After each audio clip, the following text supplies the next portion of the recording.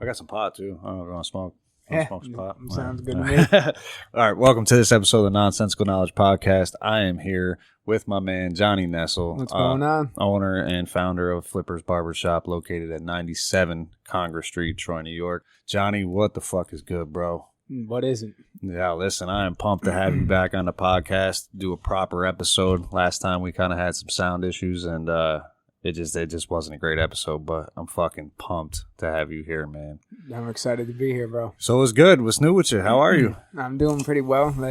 Life is this year's been treating me a lot better than last year. If you were to talk to me last year at this time, what you did, It's rough. I was definitely in a state of mind where I was in a lot of worry and a lot of anxiety, and I didn't know what direction I was going to be heading in the next couple months. I didn't know if I was joining the Army and leaving. Oh, I remember that. And leaving my business behind and completely just giving myself to the machine so that I can. I'm glad you didn't do that.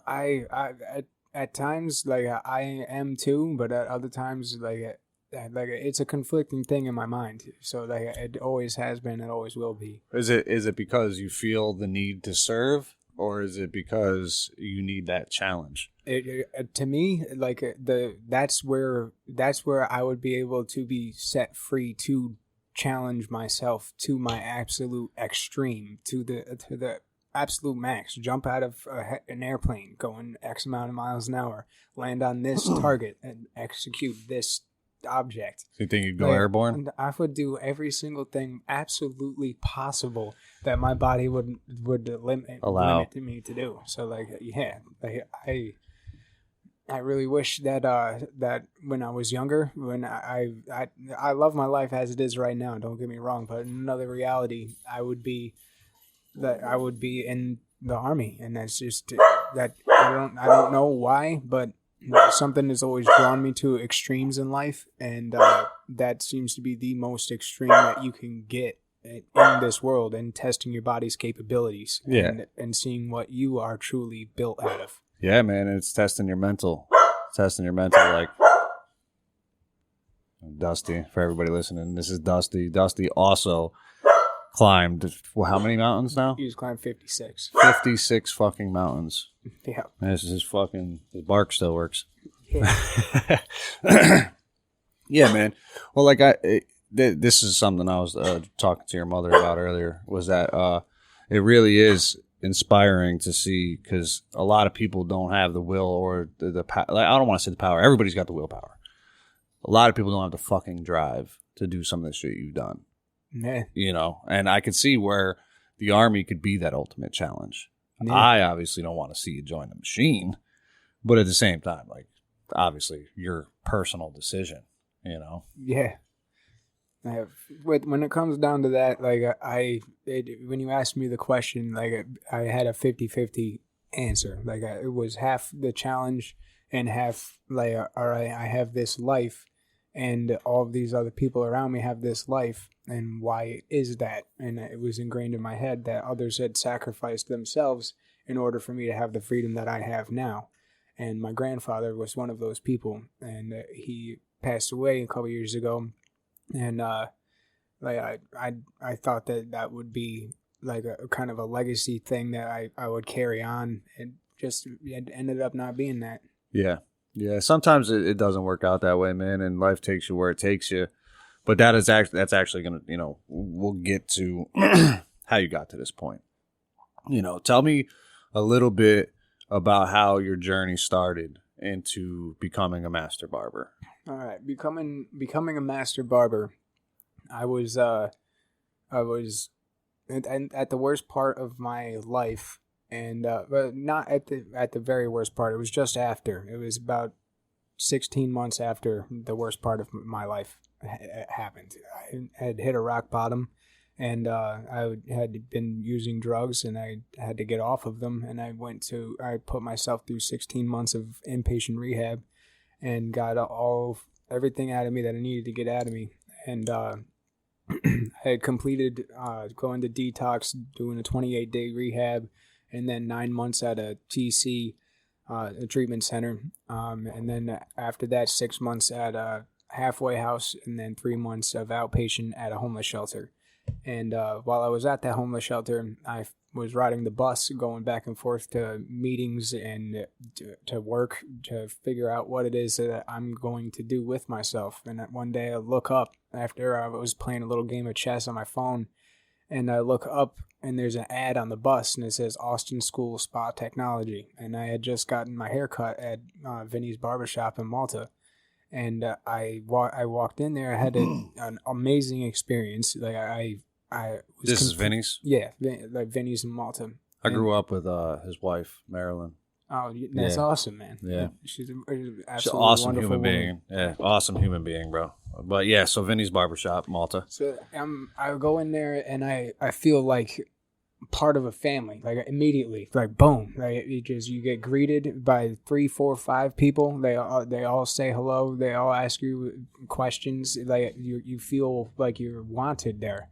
And you are, and that captivated me. And I remember when I looked up and I read that sign, I was just like, wait a second.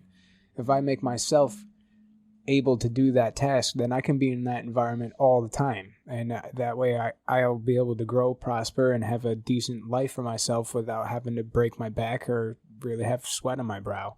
So I called the Austin School of Spot Technology, and they had a gentleman do an interview with me and see if my FAFSA would go through, and it would. So they took me, and I went to my barber school the next week, and I went there for maybe 3 weeks, 4 weeks, and I was riding the bus from Saratoga to Schenectady to Albany, and then back every day. Holy shit. Every other day. And that was... That's quite the commute. Dude, that was insane. That was like 3.5 hours of on commuting buses, right? a day. Yeah, on buses. It's wild. And then I went into Vinny's Barbershop, and I had a friend that worked there, and he got me a couple of minutes with Vinny. And so I sat down in the pizza shop next to Vinny's Barbershop, and I pulled out my 1-year chip, and I was just like, I've just been through the ringer, and I have just cleared a year of being sober.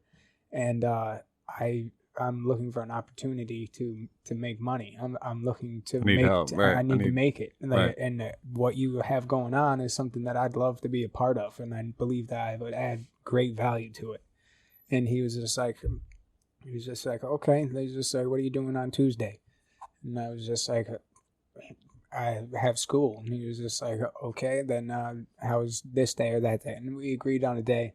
I end up coming in there, and he talks me into literally working instead of going to school, and that I'd be able to get my apprenticeship through him, and I'd be able to take my master barber exam after being an apprentice for him for 2 years. And I was just like, in my head, I was just like, that's win-win. I get to stop going to school, taking the bus all the time. I get to start making money.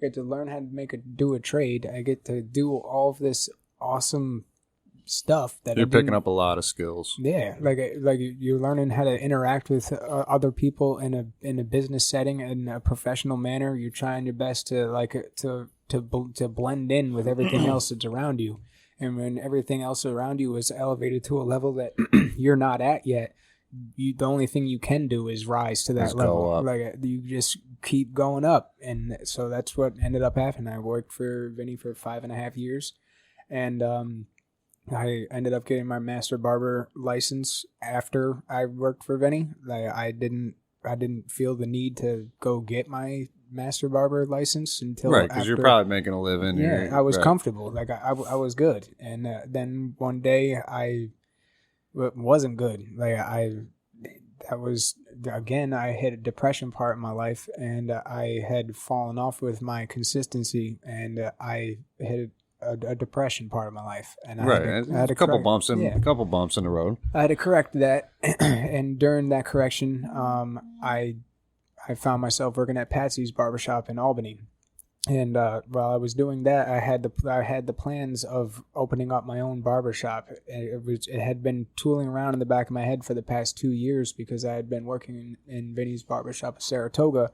That was a brand new branch of Vinny's Barbershop. When I started to work there, it was maybe a month old, and there was only one other gentleman in there working, and we we would work together, and we built that shop from $2,200 from the first month to $17,500 the month that I left. Holy shit! And that's when in my brain I was just like, I can weave this web. I can make this money. I know that I have it inside me to perform the tasks that are necessary to gain this money.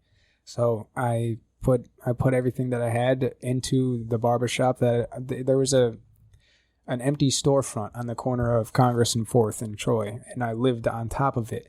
And it was brown paper bagged on the outside, and it just looked ratty.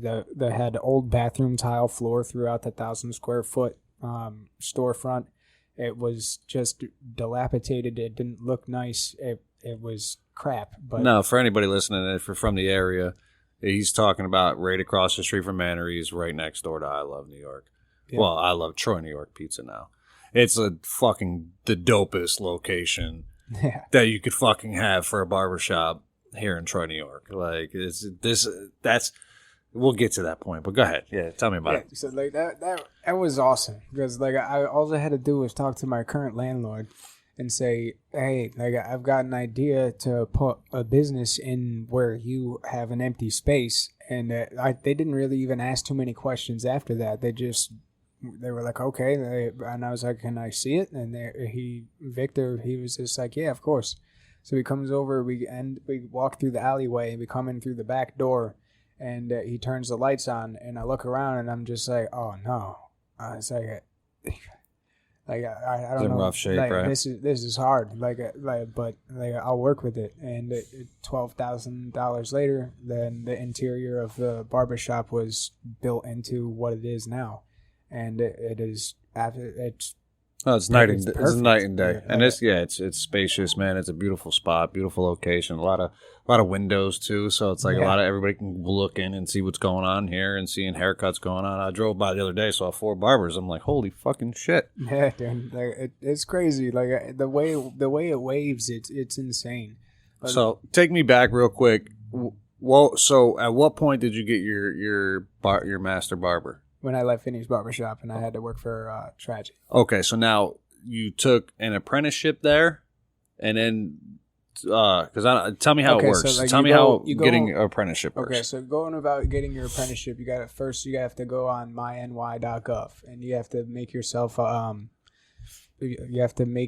identification on mynewyork.com.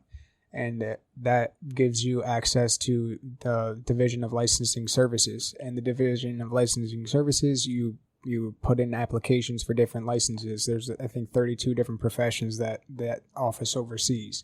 And the barbers are one of them.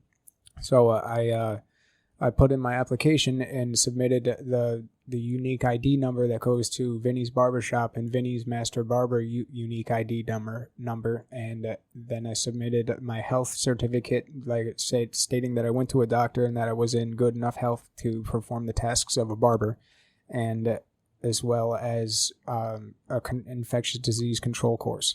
So you submit all of those things and with your application, and $15, and then you end up getting your apprentice license that day. It's issued to you. I think now it's digitally, but back then I did it analog. I went in with actual paperwork to 88 Washington. They print it out for you. And they printed out like a little temporary one for me to have. And I don't have it anymore, but I wish I did. Yeah, absolutely. But you end up getting that, and then you work for a minimum of 2 years, and after that you go and you go back on that same website, and then there's something called an affirmation to supervising barber.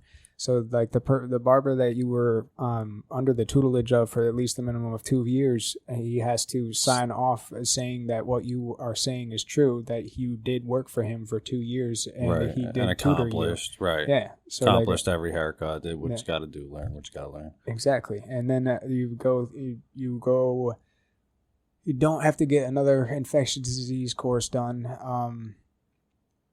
But you do have to take the practical exam, which there's I think 5 steps to it. So you have the draping, you got the haircut, you have the shaving, you have the massage, and then you have the cleaning up. So that you have those 5 steps that you have to get through, and you have to do them with the precision that they're looking for, but they want to see the procedure done in the steps that were guided. Just like performing something at lodge. Like you have to do it. Do. Yeah, it's got to be in sequential order.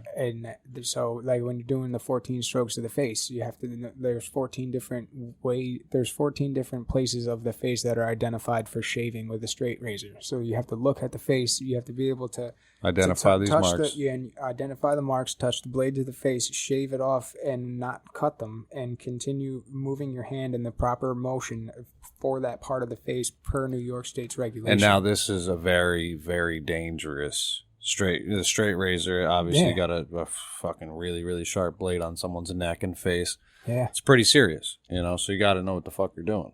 Yes, you do. You learn really, really quick how tender skin can be with a straight razor blade pressed up against it. One wrong move of that ankle, have a nice night, kill somebody. Goodbye. Your whole future is gone. They're gonna sue the hell out of you, and then on top of it, you may have just actually hurt someone Fuck for somebody up. Life. That's not how I want to mutilated somebody. No, not so. I'm glad that New York State has that because of the straight razor. But if we didn't have a straight razor, honestly, the infectious disease control course, that's about all the requirement that I see necessary. Especially if you have a master teaching the people underneath him how to carry on this craft. Right. If you can do this, you'll be successful. But if you can't, then you're just going to be around for the ride, and you'll be in, you'll be out, and you'll just be another cog in the wheel. Yeah, you'll just wash out. You don't want to be like that. Yeah. Well, most barbers that I've ever come across, man, are fucking diehard. I haven't come across many barbers that are like, yeah, dude, I cut hair, but aren't in a position to own a business or be actually at a shop cutting, they'll be like, oh yeah, dude, I can fucking do whatever fade you want. I'm like, nah, bro, I want to see my homies. Yeah, I run into that all the time. I gotta say, it's once a month I'll have somebody in the chair, and God bless you if you're one of these people, but you sit in the chair and you start telling me how much you how well you cut hair, how awesome you are, and it's just oh man. Hey, look, I can't front. Sorry to cut you off. But what's his name? I forgot his name. He just left. Eddie. That's how it went down. That's how he got picked up. That is how he got picked up. He came in, said, "Yo, man, I fucking cut hair," and you're like, "All right, come cut hair." Yeah. And homie ain't left. No, he's been here since March of last year, March 16th, 2021. Oh, he's awesome, dude. He's a good dude. He is. He's a very good dude, man. He's great barber. Come see Eddie at Flippers. Man. He's a good dude, man. Hell yeah, bro. But that's what I mean is so sometimes it works out. Yeah. The rarity. When someone's word matches with their actual, if you have a picture and stuff like that, then portfolio that's a whole, type shit. That's a lot. That's showing me hey, I can do this with my hands. Just verbally telling me oh, yeah, I can cut hair. I can do the best lineups in the whole entire world. Well, you had a whole bunch of people that said they were going to come in and then didn't. Right? Yeah, so you remember my interviewing process, dude. I had a bunch. I had at least 3 that, and then one that came. A couple fucking schmucks that tried to cause trouble. Dude, one dude came in. I was just all right, be here on Friday. 10 a.m. is when we're opening. And he was just okay, I have a 10 o'clock appointment, and I was okay. And his name was Eric, and he was coming here, and he was 15 minutes late, and he was coming in the door, and at that time I had already made it up in my head. I'm like, this guy's done. He's he's 15 minutes late on his first day, and he has a 10 o'clock appointment that's literally sitting outside on the corner. Yeah. No, I can't have that. It's bad business. It's horrible, but the amount of stuff you have to be able to put up with to run a business is that's something that isn't told to you. When you're dreaming about building your business, you are not thinking about the minions that'll be under you, and how they'll behave or react. Because in your fantasy, it's all working perfect, and then it starts grinding, and you're how do I smooth this out? Here's another damn bump in the road. Here's another month of working hard, and not stopping. This is. Bro, it's tough. It's tough for any business owner, and especially because you had to go through COVID and all that shit too. But we'll get to that also. Tell me what it was like. So you get your master barber, right? And you, at what point did you say, "Yo, I gotta," what year was it when you bought the shop? 2018. 2018. So you were at Patsy's for what? 2 years? A little less than a year. A little less than a year, and then you came over and started your own shop. Yep. Yeah, see, that's awesome. So, like, now the landlord lets you in, right? So you remodel the place. What was it like in the beginning getting that first cut? I just seen you posted on Facebook not too long ago that somebody, one of your first guys that came in. Major Adams, rest in peace, bro. But yeah, like when I was cutting hair out of my apartment upstairs and until the shop was ready, because I had been like a little shady with Traj, trying to figure out how I was gonna like maneuver to opening my own shop, like signing the paperwork I did with him. So I was just like, all right, how am I gonna go leave and work for anybody else but myself? Like I have to, you can't. I absolutely have to open my own shop now. So I'm like, all right, and I come over and it was just easy, man. Like this is what I was supposed to do. It was an easy decision, but coming up with it, like it was just out of a mess of stuff going on, and I saw like a clear shot, and I was like, this is my only chance. Like I have got to take this, everything that I've saved and built now, and I've got to take it and invest all of it into a single egg, like into one single egg, and I did, and now this is my egg, and it's a lot bigger than a fucking egg now. Yeah. That's amazing, man. So now you're in business for a while. So you said 2018. So 2 years later, we hit fucking COVID, right? So COVID hits. Obviously, a lot of people that would be listening to this podcast would know that there was a lot of shutdowns, a lot of shit where like businesses couldn't even be open. You couldn't take customers. What was that like when COVID hit the business and had a direct effect on shit? That was March 21st, 2020 was the day I had to actually close my business. It was a Saturday, and I had to have my business closed by that day. And I had learned about it while I was waiting in my physician's office for my appointment, watching the television. And I was just like, wait a second, this is that real? Like, this is that real? I had to shake reality for a second, and I was just like, wait a second, I'm not working. This is actually happening. I can't open my barbershop and allow people into it. What am I gonna do? I had no idea. Like when someone's faced with like a reality shift like that, like we all were, and how we've all dealt with it is just completely. And the reality of the situation is that you have a business that you've been nurturing for 2 years, and now it's at risk of closing up forever. Like it's not just for a couple months or temporarily. Like it's you're a small business owner, so it really, like when people weren't, there's bills to be paid. Yep. Regardless, and so obviously we get through COVID. How did you get back into the swing of things when they said, all right, we can open up, but to half capacity? When they did that, like I had already by that point, I only had one other barber anyway. And I was just like, okay, half the staff, half the capacity, half everything. I was just like, there's already there's less than half the traffic. There anyway, right? There's like, how do I even do the math on that? Like look at my old numbers and say only this amount of people. Like, so like the law was, or the mandate was that I had to have people waiting outside in their car for the next appointment and a full sanitation of the station in between each person. And I adhered to that for a little bit. And then I'd say 2 weeks after, maybe 3 weeks after that started, I was just like, I'm done. I was like, I'm done. Like, I just lost my mind over all of this. I'm done coming into the place that I work at and I gain a living and have to sacrifice my time and have that be some kind ruled by something that's making my life a hell. Yeah. This is my place of work. This is where I established a business. This is where I pay taxes from. This is where I want to be me. And well, not only that, this is your livelihood. Very true. This is what feeds your family. This is what puts food on the table. And and that was right from Rensselaer County, right? Like Rensselaer County had shut it down, like shut all the businesses down. New York State. It was New York State, right? Yeah, shit's fucking bananas, bro. So COVID happens.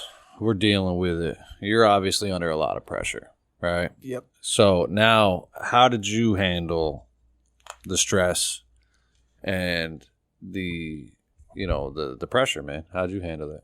I didn't really. Like, I got real hot-headed really fast. Everything was irritating me very quickly, and I had to find some kind of outlet. And I found it one day when I was walking my dog.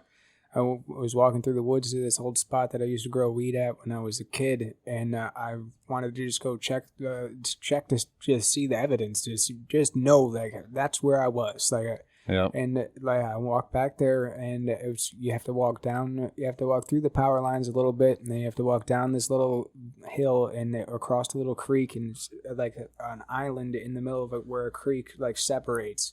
And I got over there, and I remember sitting on a fallen over tree, and that fallen over tree had a view of Blackhead, Black Dome, Thomas Cole, and Wyndham High Peak from that point. And I was just like, I can do this over there. And then my brain was just like, wait a second. Like, my whole family has always talked about the Adirondacks and how big they are and how challenging it is to get them done. And I was just like, that's the obstacle. That's the task that I need to adapt myself to take over all of my spinning out of the control thinking in my head. So that I needed a task for my mind to grasp onto so that I didn't lose my mind. And the Adirondacks turned out to be exactly that. So where did you start? Let's see here. So you decide you want to climb the 46 High Peaks in the Adirondack Mountains in upstate New York. And most of them are in Keene, right? Keene Valley? Yeah. So, but for anybody that wants to go tackle one of them. So which one did you start on, and what were some of your most memorable hikes up there? And mind you, and for everybody listening, just want to be fucking clear, I've done 5 Adirondack Mountains in probably 6 years, right? Yeah. My man Johnny did 46 of them in one fucking season. Yeah. Just to be clear, okay? So now, what were some of your most memorable hikes up there? All right, so the first Adirondack mountain I ever climbed was Phelps Mountain, and I was brought out there by a friend of mine named Stewie, and Stewie and I met each other in the hospital one day. I had a blood clot in my liver, and he had Lyme's disease, and we were roommates. And he had a Game Boy. He let me borrow it, and then I went to return it after I left the hospital because he left before me. We became friends. Years go by. And we developed a very good friendship, and it came to the point where I started telling him, like, hey, I want to go climb these mountains that I can see. And he was just like, yeah, but the Adirondacks, like, me and my girlfriend are climbing them to get all 46. And I was just like, I was just thinking that. And he was just like, all right, well, like, this is what you need. You need boots, you need a tent, you need a sleeping bag. You need something to carry water in, like just very vague and very light. He put it so like I put like my own little pack together, and now that I think back to that pack, it's just like, how the hell did I walk that many miles with that on my back the way that I did? Like, it's just. Was that an overnight hike too? First one. The first one was 2 nights. Like, oh shit! And it was 3 days and 2 nights. I haven't done Phelps. Like, but it didn't take that long. We were hiking with someone that has a slower pace, so we had to stay pace with that person to be part of the group. Like, we had to be. You have to do that. So we end up finding the camping. He does everything like literally by the book, squared. Like, this is how it is. Like, this is a designated primitive campsite. This is where we can camp. We cannot have a fire. This is this, and this is this. And I'm listening to all these damn rules, and I'm just like, where the hell is the damn line? Why?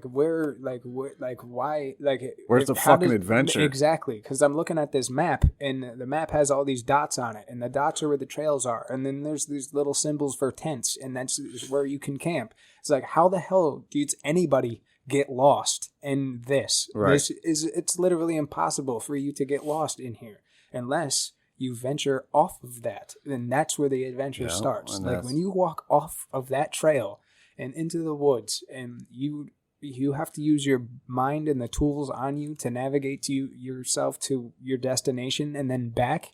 It's absolutely that is what pumps my damn heart. I swear to God, man. So compared to your very first hike, right, Phelps Mountain, 2 days, like from that point until now, what are some of like the biggest things you've learned, like in terms of just everything, like from your pack, from your conditioning to everything, bro? Like you've had to have learned a lot. You obviously don't take that fucking pack anymore. No, that pack is gone. Like I honestly don't even know what happened to it. Like I have no idea what happened to that pack. But regardless, like my closet right now is full of all of this equipment that I've gone through and leveled up in, and realized like, all right, well, this just doesn't fit the perfect notch. Like I have to get it absolutely perfect so that I can go 30 miles. I need to be able to hit 30 miles. I need to be able to hit 30 miles on 5 mountains. I need to hit 42.5 miles in 7 mountains. I have to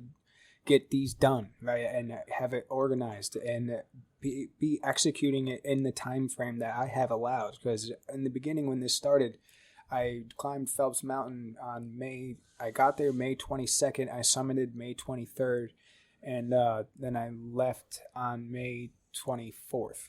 So that was absolutely just okay. For Phelps? Yeah. So how challenging was it though? Your first mountain, like you've obviously done some hikes, but your first high peak. So the challenging parts, they come in with your heart. Like your heart, like it has to get used to beating that hard, that fast, and your lungs have to get used to retaining that much oxygen when you're walking that briskly up a hill. Like you have to be able to literally run up a stairmaster. You have to have conditioning. Yes, it took a good 6 months for me to get to the point where I could go 42 miles in a weekend. Ooh, so yeah. That was a lot of conditioning.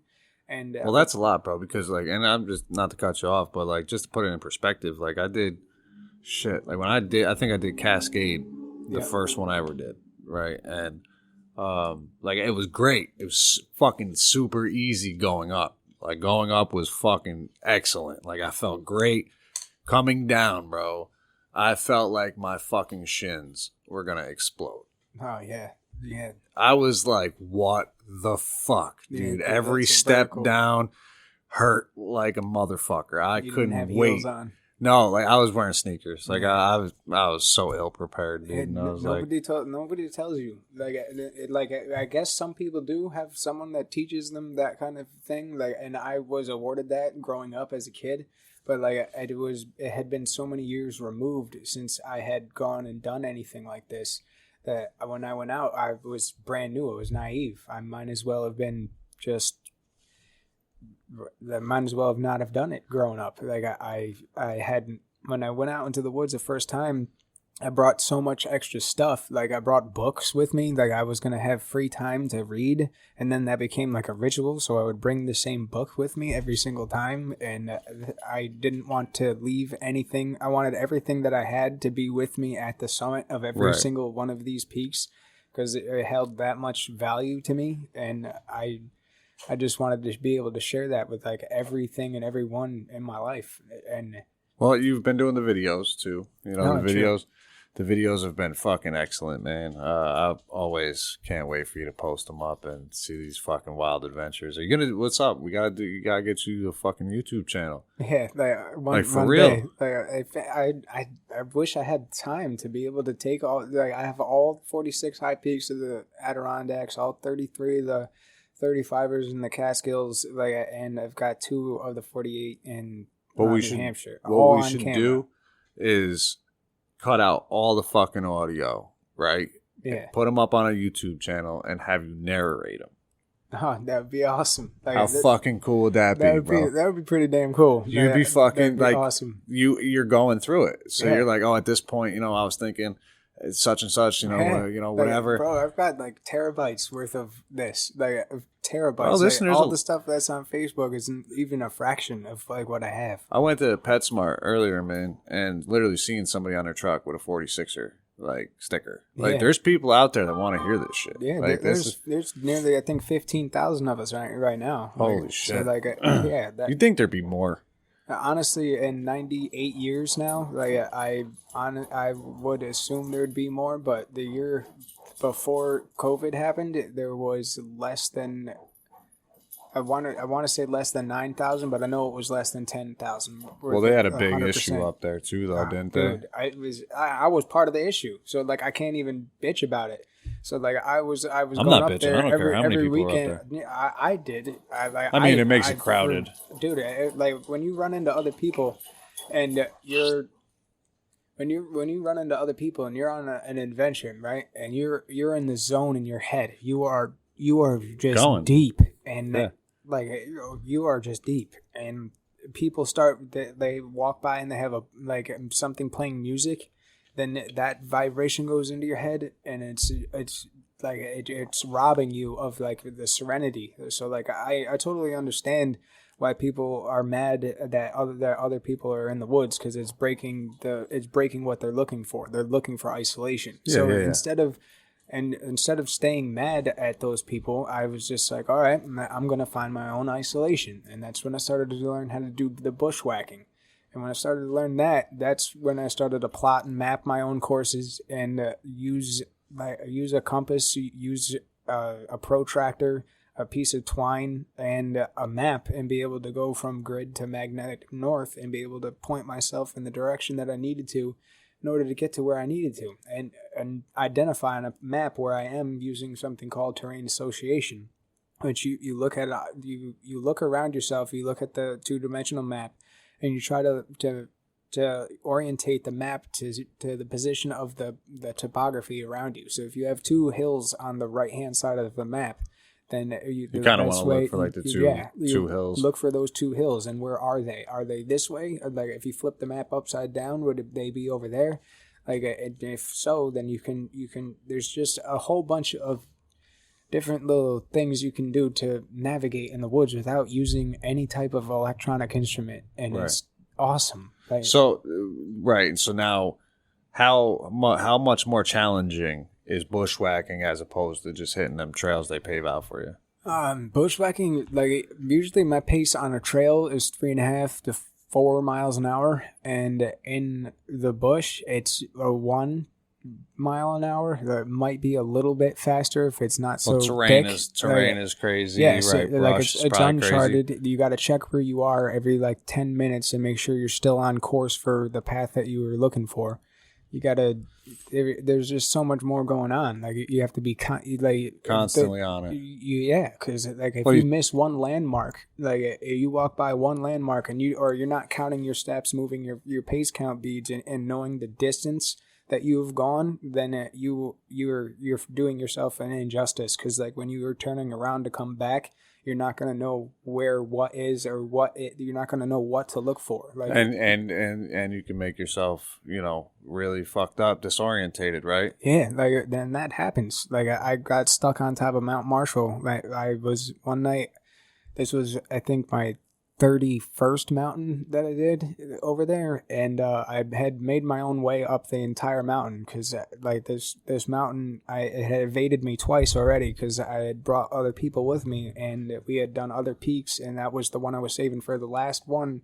And after we were done with the other peaks, they would be too tired to Go do the other continue. ones, And yeah. so I was always looking at Mount Marshall, and I was just like, Told you, bro. Mount Dudes Marshall, people ain't built like you, Johnny. Dude, no, there definitely are people built like me. But Oh, for sure. But I mean, you're like around us, man. Like you're the inspiration to go get after something because it's like you can go tackle these mountains, bro. 2, 3, 4 of them at a rip. We can accomplish something, you know. That's amazing, man. So let's fast forward a little bit. So now you finished the 46ers. Yeah. What was that like? That was awesome. Like I finished on top of Whiteface Mountain. That's what it was. I said Marcy earlier, didn't I? Yeah. It's all good. Like, Whiteface. I fucking thought it was Whiteface. But go ahead. You finished on Whiteface. So I finished on Whiteface a day after that I thought I was going to finish because Mount Colden took me a little bit longer than I thought it would because I got to the top of a false summit of Colden, and I had talked to people that were walking up the trail and they were walking down the trail, and we had crossed paths again too fast, and they were like, "Hey, wait, how are you here?" And I was just like, "I summited," and they were like, "Are you sure you went to the summit and you didn't like just hit the false summit?" And I was just like, "Oh no." So I had to turn around and walk maybe like it was like 0.75 miles that I had to walk back, but I walked back up that damn steep ass hill, and I get on top of that false summit, and I look over, and it's like 450 yards to my northwest is the summit of Colden, and I'm just looking at it. I'm like, how the hell did I miss that? Like, wow. It dips down a little bit, so it kind of doesn't look like it's part of the mountain. It looks like it goes into a col in between the two, and it looks like a different mountain. But my brain was just so focused on hitting the top, turning around, getting down, and getting to the next spot to get all of this done in time. Right, get back on track. Because I had my family, I had you meeting me at Whiteface Mountain to finish to be there to congratulate me. So I put myself under that pressure, and so I really beat my feet hard. Like especially I was running out when I came out of that trail. I was running out, and they wouldn't let me up, bro. I was so fucking mad. They like literally wouldn't let me up. I had a exhaust leak where like it met like the exhaust meets the engine or whatever. So my car was smoking. When I pulled up to the guys to go up the fucking hill, they're like, "No, you're not gonna make it." I was like, "Dude, my car is fine." They're like, "No, you gotta turn around." Yeah, I went and had dinner in fucking Lake Placid. Yeah, they like that.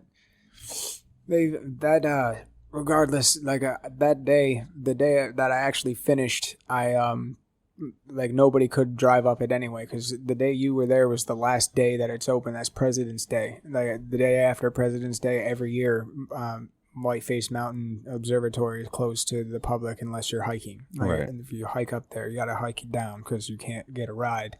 You can't claim 46er status and only hiked up Whiteface. You have to hike down it too. You have to get all the way down it. That's so crazy. And dude, like when I finish it. Yeah, bro. Like I'm gonna tell you how epic of a finish this was. Right, it was sleeting on top of this mountain. Like it's pecking me in the face. Like wind was blowing hard, and the microphone wouldn't work on my phone because of when I was videotaping, the wind was blowing so damn hard that there was no noise for you to actually for it to like register in the phone, so it just made it like dull. And there's me and Dusty, and Dusty's on my shoulders, and I tagged the sign, and I have the best smile on my face on that I've ever had in my entire life because I just achieved like the greatest feat that I didn't think I could do that, especially that fast. Well, fuck, man, in one season, damn. Bro. And again, for everybody listening, homie did one by one. Sometimes you did multiple in a weekend. You did 3, 4, 5, whichever ones you'd put in your mountain range, whatever you were tackling. These are the 46 High Peaks. How many miles is it?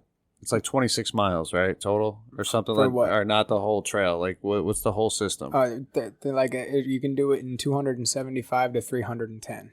In between that range. Holy shit. Like, depending on what trailheads you want to go to start and where you want to end your hike. Right. So that like mine was right around like 290, 300. Holy fuck, dude.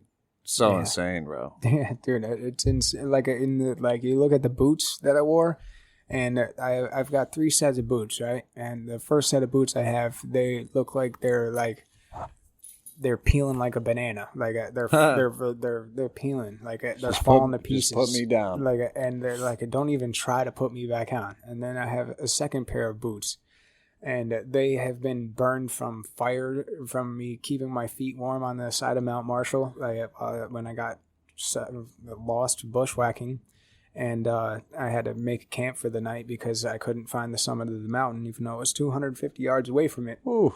I had to make camp there, and ended up cutting down some trees and pointing them in towards each other and igniting a piece of gauze I had in my backpack. That's when you had the big bonfire, right? Yeah, that's when I had the big fire on. Holy on there. shit! Like that night, I had to keep warm because it was October 7th, 2020. Ooh, it was getting chilly it up was there. Getting cold. So and I was on top of a mountain. I wasn't in the valley. Like I was 250 yards away from the top of that mountain.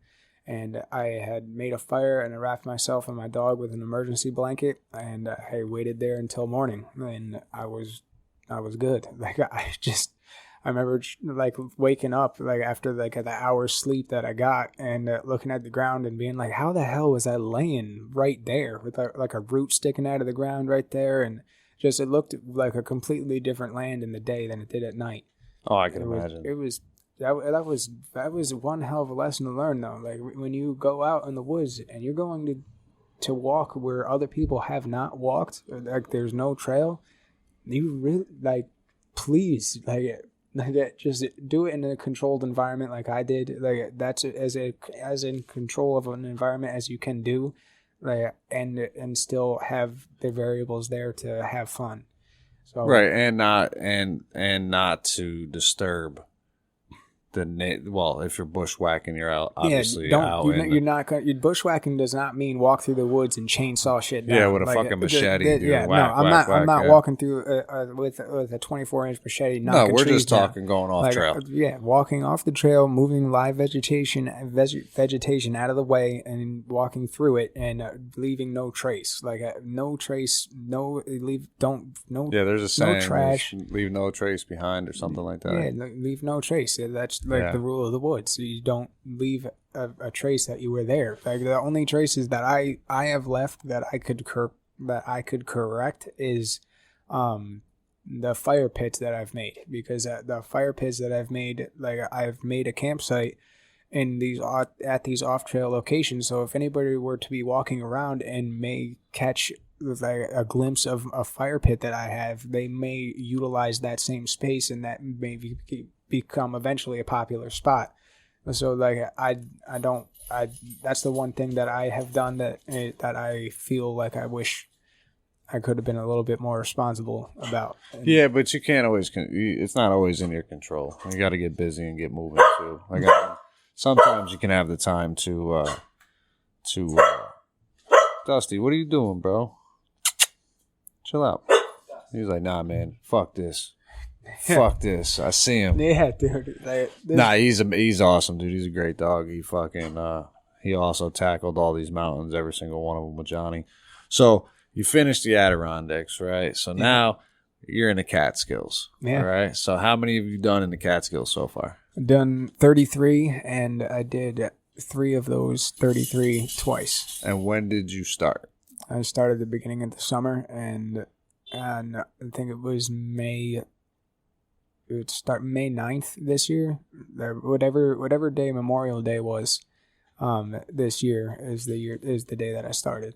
No shit. Yeah. So how do they compare, like Adirondack High Peak 46ers to the Catskill mountain ranges? Okay, so the difference being number one being population density, like how many people are on the trail compared to the other. Like, is there a lot more? There is way less in the Catskills really? than there are in the Adirondacks, and I can see why, because they lack the luster of having like the bald peaks and the high winds and the craziness. They have all those elements, and they can be life threatening. So both mountain ranges are present their own challenges. Yeah, they do. And plus, the Adirondacks are formed by a tectonic plate movement, and the Catskill Mountains are actually not mountains. Those are dissected plateaus. That's from a glacier moving through during the Jurassic period. So they're more like giant mounds in a sense. Yeah, like they're what used to be the filament that used to be there, and that used to be part of the Taconic mountain range that used to be higher than the Himalayas.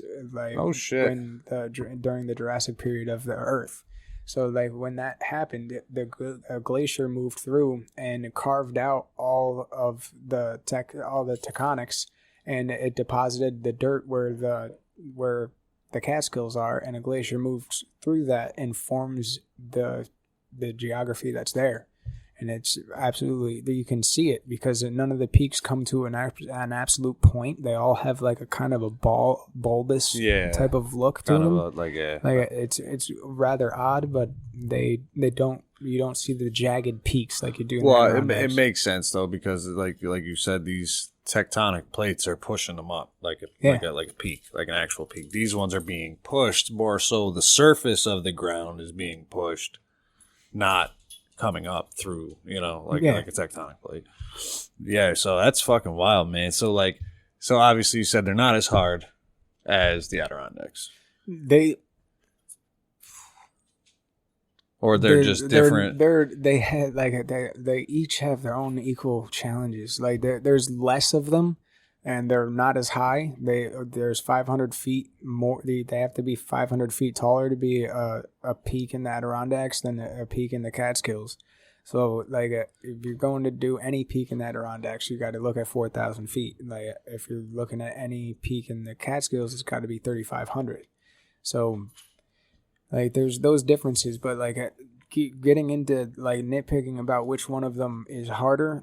I would say the Adirondacks are, because there's more of them and there's more mileage that you gotta do. Yeah, you gotta get through them, right? All the logistics of being okay, I'm gonna leave work at 5 o'clock on Saturday. I'm gonna get up there at 7:30, 8 o'clock. I'm gonna walk 5 miles into the woods. This is a couple-hour drive too. Yeah, they're 2.5 hour drive. Right, couple-hour drive. Let's be clear here, because from us, this adds a little context. You got to drive all the way the fuck up there. Yeah. Hike to a camp, to your main base, right? Yeah, to your base camp. Base camp, and then go from there. Yeah. So you're gonna make your base camp, and after you worked all day and you drove 2.5 hours, and then you just walked 5 miles with a 60-pound pack on your back with the dog through the woods at night.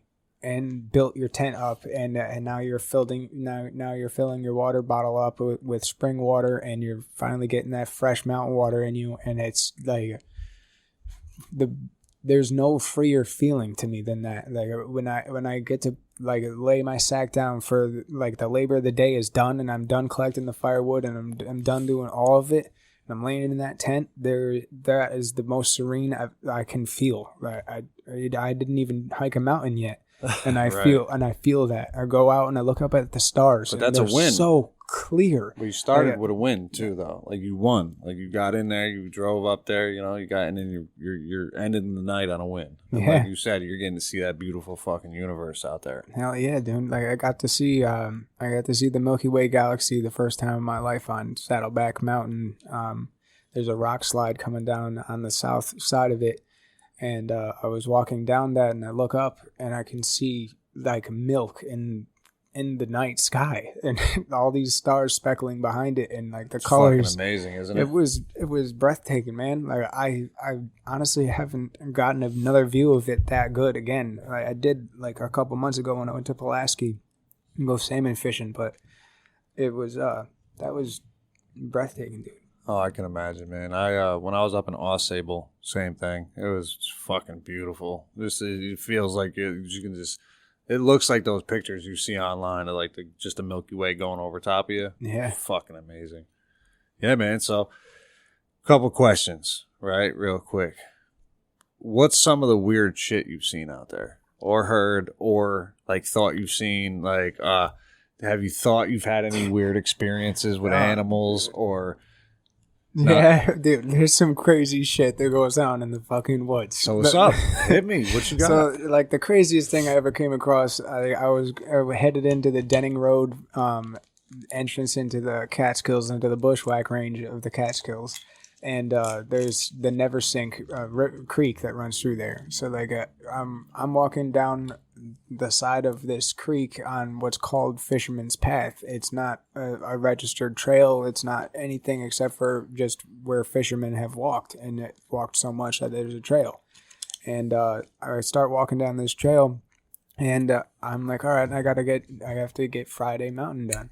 So like I'm walking down this trail, and maybe 3 miles away from the car, I find like an elevation coming up off of the water, and it might be like a land elevation of about 8 feet higher than the water. So the water is rushing by it, and this is like a berm that's 8 feet tall coming out of the water, and there's a plateau on top of it. And I'm like, oh, look at that. That looks perfect. And so it was a peninsula, so I keep walking, and I come into it, and there was like an altar of some type. Oh shit! Like, I forgot you posted those pictures. Yeah, dude. Like, it was the craziest thing I'd ever seen. I was just. That was pretty intricate too, right? It was like extremely intricate. Like, and if I could say it looked like anything, like if Baphomet means anything to you, like that is what I saw. Like when I first saw that. The image in your head was him. Yeah, like, and that's what was portrayed to me. And like now, what mountain was this on? This was at the base of Lone Mountain. Like I was going to do Rocky, or I was going to do Friday, Balsam Cap, Rocky, and Lone. And this is at the base of Lone Mountain. Have you done any research in that area, or like just to see if anything's popped up weird in that area? Yeah, I did, and when I did, I looked at the Catskill 35ers or aspiring 35ers page, and there was somebody that camped there the day after that I did, and they went and summited the same mountains that I did. But when they got back to their tent, they were missing their food and a couple of personal items, and I was just like, damn, like somebody is out here living out here. Like, I don't know if they're like playing out like their fantasy or like what it is that I don't know what any of this is, because there's no sign that's telling me that this is anything bad or anything good. So and you didn't see anybody, right? No, like that night I saw nobody there, so I set up my tent right maybe 10 yards away from that thing, because I was just like, all right. Like, fuck it. Like, I'm gonna see what's the worst that can happen. Like fuck it, dude. Like shit. Like, I don't know, serial killer come back, fucking kill everybody. I honestly, I think I possibly did it just to anticipate any type of trouble. Yeah, like, to instigate this dude's possibly crazy. He just set up on my spot. Yeah, like the portal to hell. He said.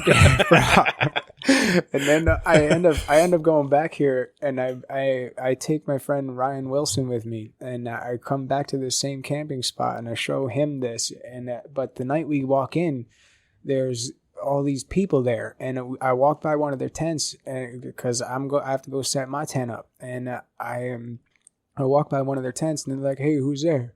And I was just like, "Just someone passing by." And I just walked right by their tents, and I walked maybe 250, 300 yards further up the creek, and I pitched my tent there, and I observed them all as much as I possibly could to see if they were doing any type of anything. Right, just but any fuckery. They may have just been people that found the same spot and they were partying, because like the next day I walked over there and found beer cans, full beers, just trash. And I was just that's fucked up. Yeah, it is, but like I mean, whatever. They left you alone. People. Well, that's it, man. Is you're never gonna get everybody. It's so weird too, man, because you would think most of the people going up there ain't drinking beer. I fucking will not be drinking beer. I don't fucking not on the summit. I always brought obviously a blunt. I brought weed with me every time, just because I needed one in the middle, like beginning, middle, summit. Yeah, like for me, like needed that. Like I've adapted to the point now where when I'm out, like I bring edibles with me. Oh, really? Edibles You're will help me. Fucking weird, aren't you? No, that stuff, it'll make me fall asleep. Like it'll make me fall asleep much easier than anything else. So I'll eat 100 milligrams of THC and I'll fall asleep like a little baby. And like I don't have to worry about sounds. I don't have to worry about any of it, because I'm sleeping like an angel. And I wake up in the morning and I'm refreshed and I'm ready to and focused to get the task done that needs to get done. That's awesome. And it's fucking edibles. I'd be so fucked up, dude. Yeah, I can't even do it. Like edibles fuck me up so bad. It's like No, I don't want to do it. I feel like I'm on another planet. Yeah. And if I do that, I would rather do DMT. Yeah. Different experience. Completely. That would be like blasting off on top of a mountain. Like, oh my God. You haven't tried it yet? No. Like I haven't. I've never have. Like DMT Dude, on top of a you mountain. have to be one with the universe right there. I don't know if I'm willing to like do that, but like, like in all honesty, like I've been there, so like I don't want to mix those two worlds together. No. I actually can't front, man. Every time that I do psychedelics, I try to go like camping, or I don't do hiking. Like I don't do I'm not going to commit to a mountain, but I'll do like, we'll go camping for a couple of days. And I'll drop some acid. Hell yeah. Like, that's an awesome damn time. It's amazing. It's great. Yeah. Especially going up north, like in that area. Keene Valley, Ausable, all that shit is like, it's different, bro. It's a different world. Completely different. Yeah, I love it. It's fucking amazing, dude. So, how many more of the Catskills do you have left? I have one Catskill mountain to complete in the wintertime, and I'll have 35er status. No shit. So you'd be done. I'll be done. All right. So what's next after the Catskills then? The 48 of New Hampshire that I've started. Oh, really? Oh, so that's right, because we were talking about, what was it? East Mountain, right? East Mountain is the one that's up there. That's or no, maybe is it Vermont or New Hampshire? I think it's Vermont. Never mind. No, the ones that I've done in New Hampshire are Mount Moosilauke and Mount Garfield. No shit. So those two I got done, and I went to go do East Osceola, and that was like my first time going out in the actual winter conditions and trying to go summit a mountain. And I had too much time constraints. I had lodge that Monday. I had too many things that were going on that I couldn't juggle around it, and I ended up not summiting East Osceola and Osceola because I got out there. I had too many layers on. Had to bail out. I was sweating. Like it was just not safe for me to go ahead and go forth and summit that mountain because I lacked the wherewithal to change my clothes, to be prepared. I lacked the knowledge to proceed any further, and that instigated me to become proficient in winter thriving and in cold weather surviving. So learning what clothing to wear. So changing from your summer gear into your winter gear, you're definitely going to want to have like a merino wool base layer, something that'll wick the sweat off of your skin and let it vaporize so that it will evaporate off of it, and it won't keep it in, and let it out in enough time so that it doesn't turn to ice and freeze on you. That is the type of material you want on the very base layer. And on top of that, you're going to want something that is breathable yet insulating. So like a down puffer jacket and some regular hiking pants or fatigues or something like that. That works perfect. And then your last layer you're going to want to have as a Gore-Tex outer shell. So that is not breathable. Like that is 100% waterproof. And that is your outer shell, and it's thin. It is only there to protect you from the moisture barrier right. from Water. out there. And you have to have the armpit zips in there and the leg zips so that you can let that stuff breathe. Like I'm gonna keep it honest, man. Like I walk with both my flies wide open, my crotch is aired the hell out, because I'm not letting sweat build up in there. But you're at a lot of risk of different shit when you're doing, you're freezing, so it's like you got to kind of mitigate those fucking those concerns, man. Because if you got sweat and you're free, the shit freezes, and then you're all the way up there and you got no fucking clothes. Yeah, you're screwed, man. The fuck do you do? You go back, or you end up freezing and dying. Yeah. Right. That's the way to go. I couldn't imagine going to Everest, bro. Like, did you see the shit that's going on up at Everest? Yeah, I did. When I saw that, it literally, dude, like not just the melting. There's the amount of people that are going up and down it. Like, I watched this documentary called The Alpinist the other day. Really? Or it was 14 and 7 or something like that. One of those two documentaries that's on Netflix. And it's about this dude from Nepal that ends up climbing the 14 highest mountains in the world in 7 months. Holy fuck. And it was like, he really puts it, he gets it in. And like, watching that, like, and seeing this man do that and be the first Nepalese gentleman to get like a official world recognition for being a mountaineer, it was like it was inspiring as hell. Like, it made me really want to learn how to do the winter hiking. And I was just like, all right, I'm gonna watch this dude and see what he does. He does stuff completely differently than I do. But like, just watching what he wears and like how he's acting and how he carries himself, that I try to mirror that so that like my choices may actually reflect his decision making because I'm using the same board, if you will. Yeah. Yeah, man, it's fucking just so gnarly, dude. It's just like you fucking tackling all that shit. It's insane, man. So you're gonna hit you plan to do all of the peaks in New Hampshire, or a certain mountain range? No, I plan on doing all 48 of New Hampshire, all 12 of Maine, and all 8 of Vermont, and then I'll have my Northeast 115. And that's my ultimate goal. These are like fucking actual things, like Northeast. Holy shit! There's 115 mountains that are above 4,000 feet and at least 0.75 miles away from another peak that is of its size or greater. Damn. So like, out of all of the Northeast, there's 115 of them. So I plan on getting every single one of them done. And then from there, like, my brain hasn't planned that yet. Yeah, you gotta get through this. Yeah, like, through this challenge. I've got a couple more turns of the wheel until I'm there. Kenny wanted me to ask you: do you think at this point in your mountaineering career, would you do Naked and Afraid? Would I do Naked and Afraid? I swear to God. Listen, I hit up a bunch of our friends, right? And Chap never got back to me, but I was like, yo, what's one fucking question that you'd ask Johnny about his adventures? Would I do Naked and Afraid? Like, if you could babysit my barbershop for me, Joe, then yes, I would definitely. I would go do Naked and Afraid. Because he's like, dude, would you do it? I'm like, no, fuck you, dude. I'm like, no way. I'm not getting naked and fucking going out there, bro. Dude, I honestly, like, if that was a way to make decent money and to listen, if I can win it, maybe, but I don't know, man. I don't know about going into like the Sahara butt naked or even Adirondacks. I don't even know if I'd want to do it out there.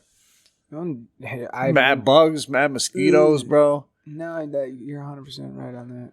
Like, thinking about that, like, I'm just. Yeah, it's not a great situation. Like, maybe alone. I'd go on alone. That's a better answer, Joe. Like, I will go on alone. Like, I wouldn't go on Naked and Afraid. Like thinking because but you do all those variables there. Like, yes, you go try to see if you could survive naked. If that was the challenge that I was seeking, then I would get it done. That isn't a challenge I'm seeking. Did you see that? Real quick, it just happened. I don't think it's happened since COVID, but we have this House Caverns here, right? And they do a naked gathering at fucking House Caverns, bro. Like, you can just show up. You got to sign up and shit. But yeah, you can go fucking nudist fucking spelunking. That's fucking crazy. That's very. I mean, to each their own, man. Like, God bless you. Yeah, whatever. Fuck it. It was just funny that Kitty asked that. I was like, oh, you're fucking funny, dude. You're a funny motherfucker, Kenny. Yeah. But I'll ask him. So, all right, man. So, you plan on hitting those. Yeah, you're going to get the ones in Vermont. You're going to reach out to me when you do East Mountain, which is the mountain in Vermont that has the abandoned Air Force base on it. Yes. I believe it is abandoned. It is abandoned, but it's East Mountain, I think. Yes, you are right. That used to be an old it is like a radar base. Yeah, they had 3 pods on top of the mountain, 2 of them in operation and third one in waiting. And then they got closed down. The Cold War stopped getting its funding, and that place met its demise. Correct. Yeah. That's the official narrative. Yeah. But there's a funny story, man, because with the Betty and Barney Hill Abduction, which if you were in the White Mountains up in New Hampshire, there's a marker up there, bro, in the White Mountains. I've been there, and it's literally a marker. It's a historical marker from the state stating Betty and Barney Hill Abduction site. So if you're back up there, you should check that shit out. I'm going to now. Like, I remember seeing the Facebook picture of you standing next to it, and I was just like, oh, shit. Yeah, that's in the White Mountains. That's why when you told me the last time you're going to White Mountains, I actually thought of Vermont instead of actually there. But that's where it happened, was in the White Mountains. But the radar base in Vermont picked up the sighting. Okay, so the two different locations, same incident. Same incident. Yeah, I would love. I can't wait to get that mountain done. But like, I already vowed that I would go with you. Well, you let me know, man. I don't want to fuck up your flow, because if you can tackle the motherfucker, and it makes sense, you know. But I definitely let me know ahead of time, because if I can get on it, I'll do it. Hell yeah. Because I want to do some content up there. Man, dude, like, I'll film that whole fucking hike, bro. So, like, I've been watching a lot on YouTube, like, and I did some research into this place, and this guy I follow on YouTube, Syntax77, like, he goes to East Mountain, and he goes in here, and he looks through everything, like, and goes all the way to the top where the radar stations are. Was in the barracks where the people were living. Like, there's a kitchen, there's a basketball court, that's what I'm trying to do. There's all that stuff in there, and it's just like, it's got this eerie looking weird stuff, and I'm just that is drawing me. Like, yeah, it's an energy point, man. I don't want to say it's an energy point, but there is a real tie to that Betty and Barney Hill abduction, and they were closed after they reported that incident. They were closed less than a year later. So we could say it's the funding, we could say it's whatever, but it's very possible it's because they reported this. You know? I can't argue that. I don't have any. Yeah, I don't have official information. I wasn't there, but that's like some of the stories around that whole Betty and Barney Hill incident, which was like the first major UFO abduction story in the United States. All right, well, yeah, in the United States. Man. Yeah, so if you're in the White Mountains, man, find that marker. I will. It's on the GPS, Google Maps. That's how I found it. And it's a historical site, so it's like a part of their history, man. And they obviously had enough belief to put the marker there. Yeah, and funded by the state. Yeah, yep. So it's pretty cool, man. I'm excited, Johnny. I'm excited to see what you accomplish next. And the barbershop is fucking booming, man. Dusty is barking again. Dusty, we know, man. You're the man, bro. We know. Buddy. Ain't fucking nobody fucking with you out here in Troy. He's good, man. He's all right. He's a fucking good boy. He's got clout, man. He's fucking got more mountains than me. Yeah, this dog is a savage, man. A straight up savage. And just for everybody listening, what kind of dog is he? He's a half miniature, half full size Australian Shepherd. Australian Shepherd, and he has tackled many mountains. Yes, many mountains. The number I gave you earlier was how many of the 115 that I have done. Right, 56 of those done. So out of how many mountains have him and I climbed? It's near 100 right now. So like, I can't give you a definite answer, but like, it's homie's got 100. It in him. Like, since he was 1 year old, like, that's all he's done every single weekend. Like, he loves that shit. He dude, when we like last winter, we took it off because I lacked the knowledge to hike in the winter and lacked the gear, and like, we got the winter blues, and that sucked. Like, dude, God, man! Like, I was just going to work, and it was dark in the morning, and then coming home, and it was dark at night, and I was just like, what the hell? I'm like, I can't. Like, I don't know. I really got the winter blues, and then this winter came around, and I recalled last winter, and I was just like, this cycle ends now, and I picked up this task of winter hiking, and this past weekend we had the absolute craziest weekend I've ever had in my entire life. Yeah. So tell me about that real quick, dude. So I planned this trip out because I had 2 mountains left to do in the 35ers for the 4 that I have to get done. So I had Balsam Mountain and Blackhead Mountain to choose from. Blackhead I was saving for a bad weather day because I knew that the views on that didn't compare to the other three mountains to choose from. So I was saving Blackhead for a bad day. So this bad day came up on my radar maybe 5 days before I choose to go to Blackhead, because I see like all this chatter online about people saying that, oh, this crazy pressure system is coming and it's a nor'easter, it's brewing and it's going to be crazy. And my head starts going on that wheel like, oh shit, yes, here's my opportunity to like hike in full conditions and see like what have I learned everything that I need to in order to like achieve survival through this. And so I went out there and drove to Blackhead Mountain on Big Hollow Road, walked in 0.75 miles and walked off the trail a couple hundred yards, pitched my tent, but made a fire. It was insane. Like the snow started coming down. It was about an inch per hour. Like I had my friend Ryan Wilson with me, and he was with me until the next day when we woke up and we got out of the tents, and I had to let him learn the same way I did, not to wear as much clothing as you are and the way that you are, because you're gonna sweat.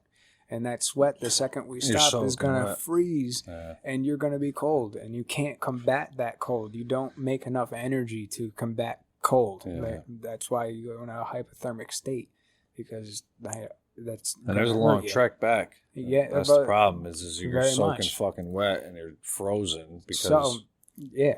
So when that started to happen, we were only maybe 250 yards up the trail, and he was... like profusely sweating, and he's just like, I'm gonna turn around and head back to the car. And I was just like, okay, that's probably in your best interest. And he was just like, you're not coming? And I was just like, no, like I came here to get this done, and I'm gonna finish it. Like, you're barely a mile away from the car. Just follow the trail with all the blazes on it all the way out, and you'll be fine in the car. The keys are on top of the rear driver's side tire.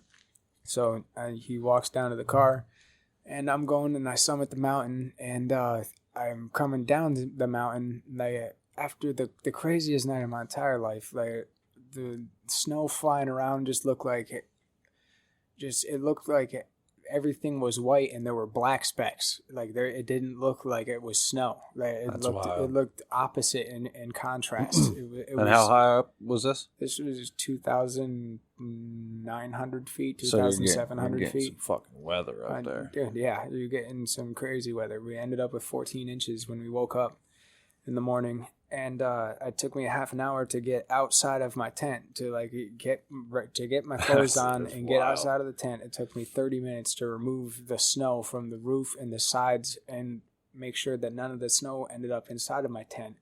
It was it took forever to remove that. And then when I got up and I had to breaking down camp took like an hour, and it usually takes me 20 minutes. So it took some time. And then when it started to actually snowshoe in this fresh powder, like my snowshoes are they're sinking maybe 6 inches into this 14 inches of snow, and I'm picking up a whole bunch of it when I'm making each step. So each foot is weighing like 7 to 8 pounds like each time I lift it up. So it's taking like 100% more energy for me to walk than it normally does. And and this is brand new to me, because I haven't snowshoed up and broke a trail on a winter mountain ever in my life. And now here I am, like in a brand new spot again, and I'm just like, walking up this mountain, and he has to turn around, and I'm just like, I understand, like I know, like it's happened to me, like, and the way I learned is how you're learning right now. Yeah, I had to turn around, and I was 4.5 hours north, like I was far. Like you're an hour away from home right now. Like you're good. Like you get an emergency, someone you love will be here. Like believe me, you're 4.5 hours north. They're calling everything. They're calling I gotta make it home. Everything like to come get you. So it's like that. Then you learn how much like you actually made your family freaking worry about you. Like, your mom was telling me. Jesus, man. Like I said came your home. phone was sending out SOSs. I have a setting on my phone, right? And I just got this phone because my old phone lit on fire when I went and I failed in New Hampshire and I got too sweaty. Like, I put my phone near the fire with the battery charger because it said that it needed to warm up in order to take a charge. So it was just like, all right, and I put it near the fire, but within like logical mean, like not like right next to it.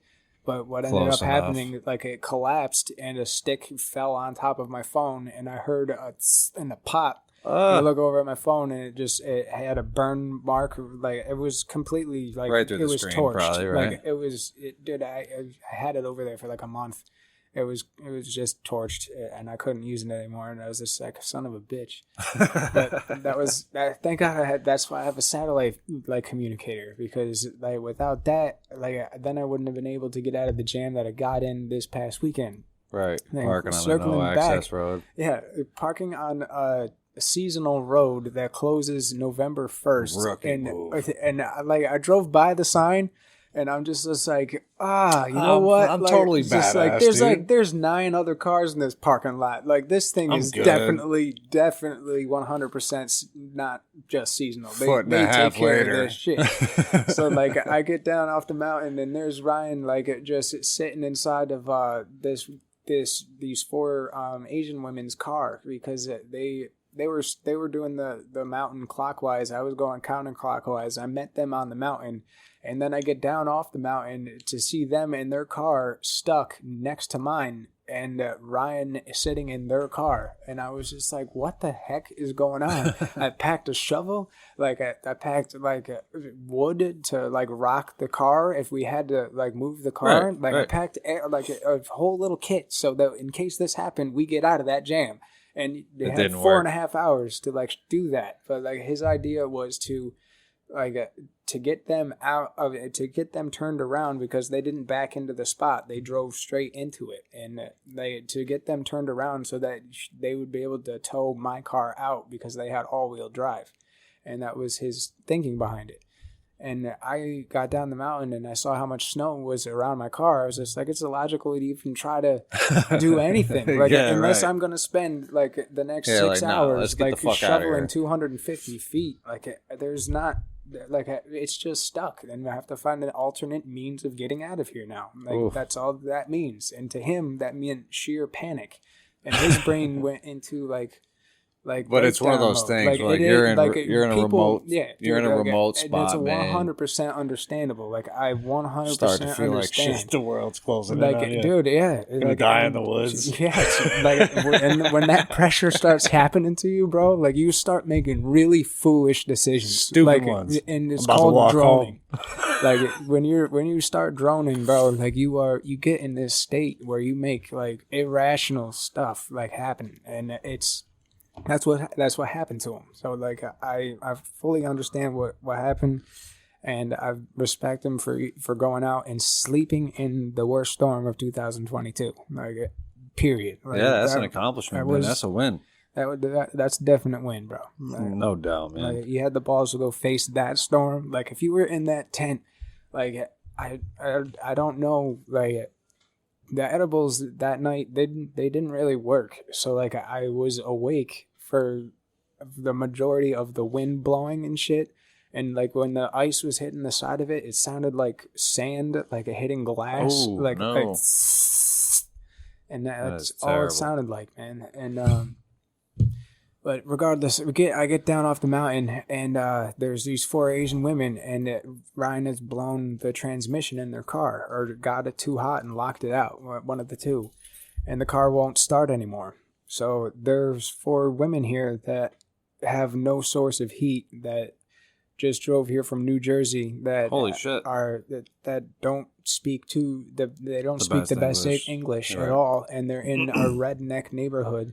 Forgive me for saying that, but like that's where you are, and like these people, they don't take kindly to even me, a hiker. Like, right. They don't like me because they don't I'm want you around back there. They don't want me around. You're a nuisance, exactly. And to them, like, that's everybody.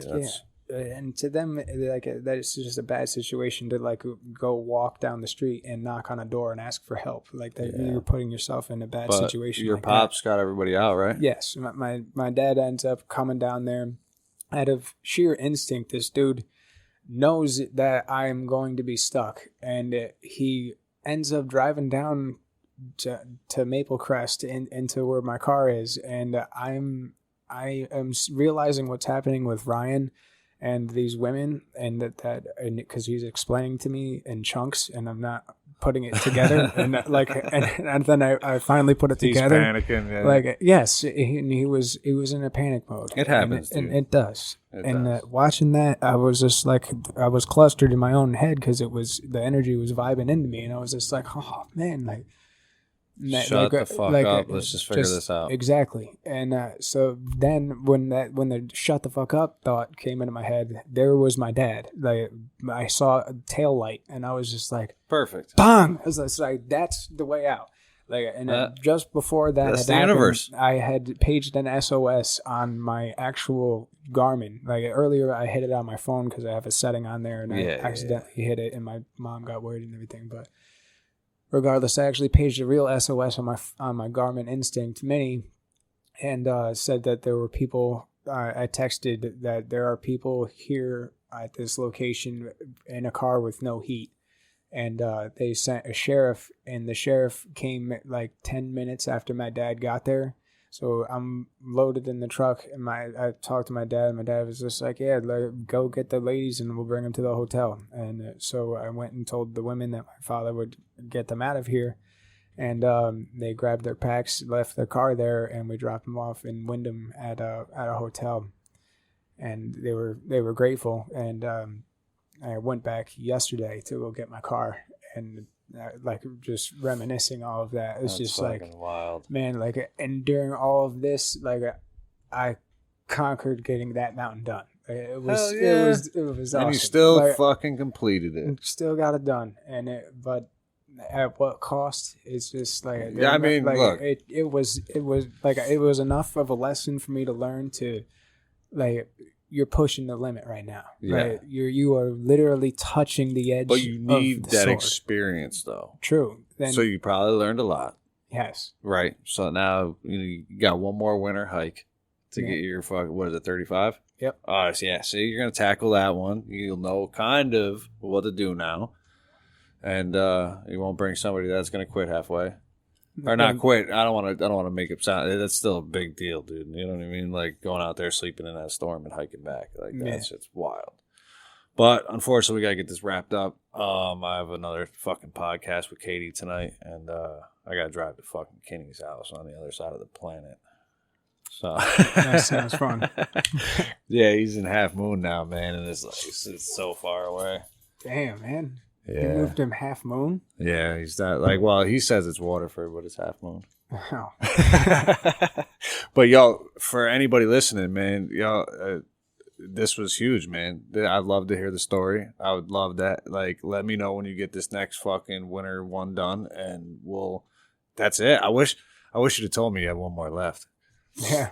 Because we could have pushed it off until afterwards, until you got that one done. Yeah. But I mean, yo, it's been amazing, man. It's an inspiration. You're an inspiration. You drive me. You make me want to be better, dude. Like with the fucking just everything. I see you pushing hard, pushing out in these mountains, and it really is inspiring. And we really, really need to get you a fucking YouTube channel. Yeah, like for real. Like we got to figure this out. Like one of these times when we get time, we'll sit down, we'll chop it up. You narrate the videos. That would be awesome. It would be sick. And that would be awesome. You know, anybody listening, make sure you check out Flipper's Barbershop on Facebook. We're also at 97 Congress Street, Troy, New York. The premier barbershop in Troy, I would say. It's my favorite. And you know what it is. Come on, you know what it is, it's too. It's a nice shop. Yeah. It's a nice place. You know what it is, but make sure you hit the fucking subscribe button. Make sure you like it, subscribe, share, all that bullshit. Comment down in the sections if you're a hiker.